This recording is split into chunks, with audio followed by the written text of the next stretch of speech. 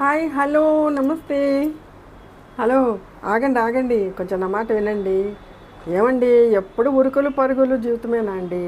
కాసేపు సరదాగా కనీసము పండగ రోజన్నా హాయిగా గడుపుదామండి.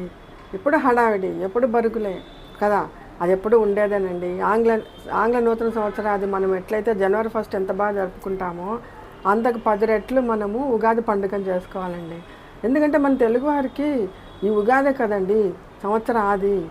కాబట్టి ఆ రోజు ప్రత్యేకంగా మీరు దేవి భారతి కళాలయం తప్పక చూడాలండి. ఎందుకంటారా, మీకోసమని నేను నా టీం కష్టపడి చాలా కార్యక్రమాలు చేస్తున్నామండి.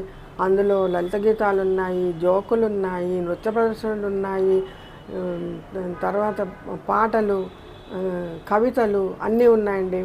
కాబట్టి మీరు తప్పకుండా చూసి మీకు మీ లైక్లు, మీ షేర్లు, మీ సబ్స్క్రిప్షన్లతో నన్ను, నా టీంను మీరు తప్పకుండా ఆశీర్వదించాలండి.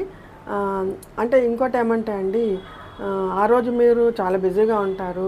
ఎందుకంటే ఉదయం లేవడం, తర్వాత తలంటి స్నానాలు, కొత్త బట్టలు కట్టుకొని ఇంట్లో పూజ, ఉగాది పచ్చడి చేయడం, తర్వాత పంచాంగం వినడం. అది ముఖ్యం కదండి. ఈ సంవత్సరం అంతా మనకి ఎట్లా గడుస్తుందని మనకు తెలుసుకోవాలంటుంది కదా.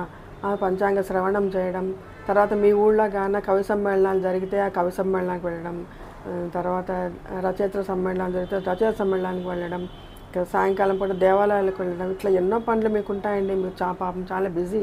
కానీ అంత బిజీలో కూడా కొంచెం సమయం నా ఛానల్ కోసం కేటాయించి మీరు హాయిగా కాసేపు నవ్వుకోవచ్చు, కాసేపు మంచి కవితలు విని ఆనందించవచ్చు, తర్వాత మంచి లలిత గీతాలను విని, మంచి భావగీతాలను విని మీ సంతోషాన్ని గుండెల నిండా నింపుకోవచ్చు.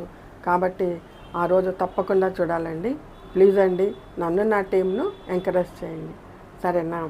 మీకోసమని ఎంతో కష్టపడి తయారు చేస్తున్నామండి.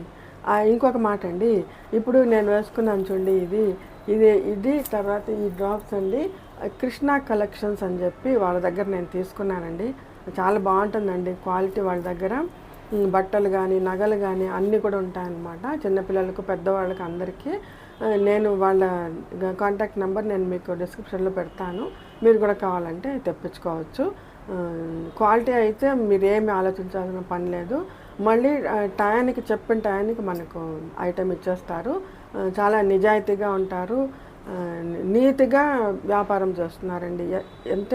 అంటే నా ఉద్దేశం మరి ఒకటికి 5 లీటర్ 6 లీటర్ల లాభాలు వేసుకునే అలవాటు వాళ్ళకి లేదండి. ఏదో మినిమం లాభం వేసుకొని కస్టమర్ యొక్క సంతృప్తి కోసం వాళ్ళు ఆలోచిస్తారు. కానీ ఒక ఐటెం